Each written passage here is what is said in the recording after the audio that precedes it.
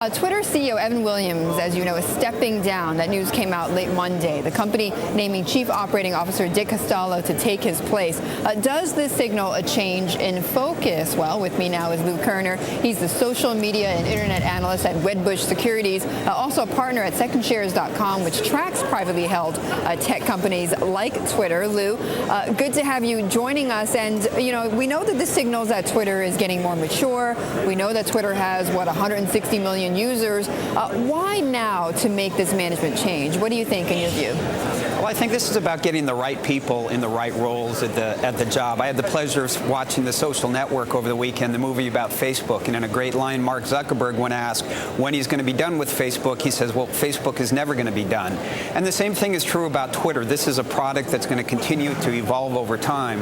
And Ev Williams, the former CEO, is really one of the great product guys on the internet. And so I think what this is about, it's about getting Ev into the right role, which is focused on the product. And now, as the company's maturing, and monetization is obviously a much more important factor for Twitter now, you got somebody in there who's focused on execution. But is this also about, since you bring it up, is this also about Facebook? Well, I don't think that they're directly competitive against each other. I look at Facebook as kind of being the social graph, and Twitter is increasingly about the information graph, what's happening right now.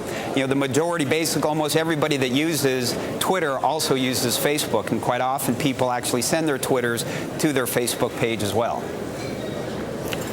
Lou, I'm actually going to have on somebody who is well known in the Twitter world, Jack Welch. I mean, he's one of the first ones to really grasp onto Twitter, and he tweets all the time.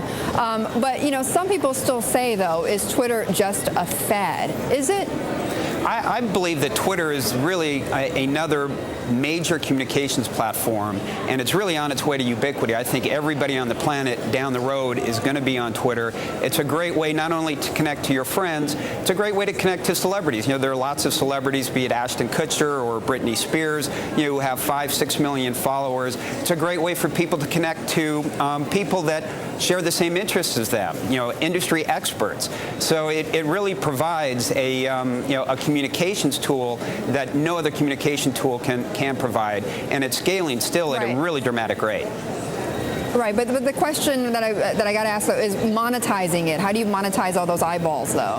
Yeah, if you take a look at the history of media, any company that's amassed the kind of eyeballs that Twitter has been able to monetize them, and there are already lots of plans underway at Twitter, whether it's a promoted tweet, promoted accounts, which is people paying to get followers, which is really important, promoted trends. A lot of people go to Twitter to see what's the happening trend today, and companies like Verizon, when they released Droid, did that as a promoted trend, and most of the companies who have advertised on Twitter have been very happy with it.